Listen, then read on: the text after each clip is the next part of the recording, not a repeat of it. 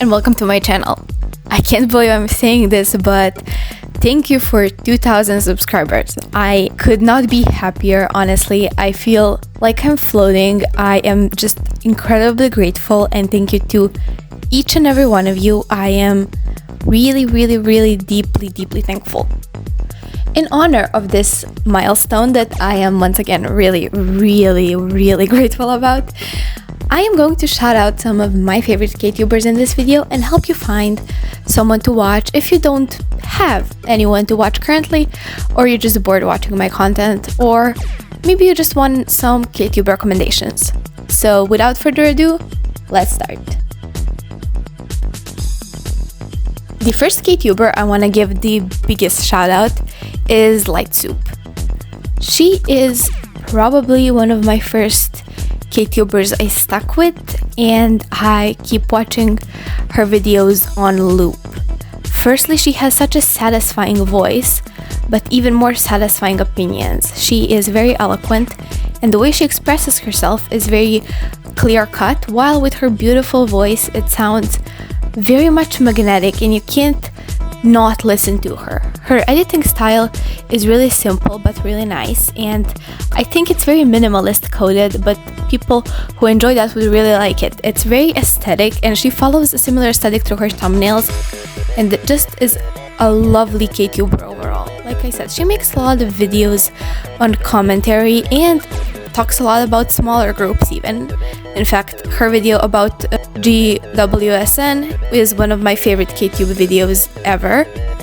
Even though I was not that big of a fan of GWSN, so just the biggest recommendation. She is my first KTube, I guess, love channel wise, and if you need some good opinions, some good album reviews and things like that, highly recommend. Next up is another classic in my books, and that is Nirvana_YT. So Nirvana makes a lot of opinions and basically K-pop opinions based while reviewing albums. And she is one KTuber that I can say I don't 100% agree with, but I 1000% recommend.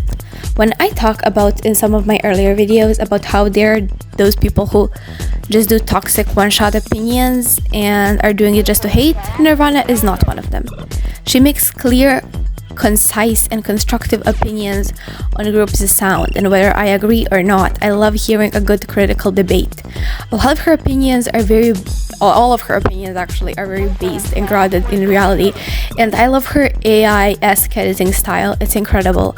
I honestly just feel like she as well has a really nice voice, and that I guess is a key element for me in all of the KTubers I watch. So once again, if you like more AI editing style, someone who talks similarly to Ayanugu but is not that toxic, I will fully recommend Nirvana. Next up is choujimi, and I saw him do a similar video series to this one, so I guess all shoutouts. I planned on doing this anyway, but still, he definitely deserves a shoutout, not just for that, but for everything. Once again, one of the people with the most soothing voice. Also, he just went over 5,000 subscribers, so congratulations. With very nice and concise opinions and a sharp way of editing that makes you interested even to watch if you don't do anything else. But honestly, even just listening, he will catch your attention. He makes a lot of videos about current topics in K-pop, about song and album reviews, but overall just things that are trending, happening, and over opinions. And I find that incredibly interesting, as well as I just think that whatever he says sounds very, like I said, intelligent and eloquent, and definitely recommend him for being who he is and bringing good and positive vibes to this KTube community. Next up, once again, I'm gonna say for everyone that they are my fave because these are really KTubers I cannot stop recommending, is nabicore.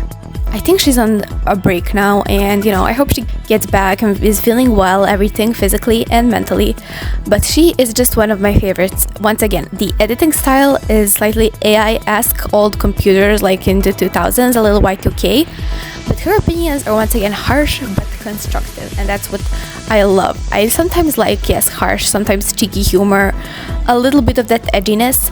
The opinion behind it is constructive and concise. And nabicore brings both of those things onto the table. Just everything about, also another amazing voice. Like I said, I'm gonna say that for everyone because it's true.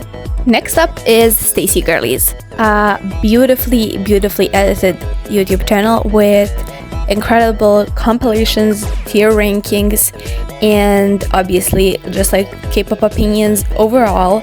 I really love the aesthetic of their channel. It's very much K-poppy in a way to explain it. Like if you imagine a channel similar to like the 2019 K-pop but with 2024 opinions is what I would describe it.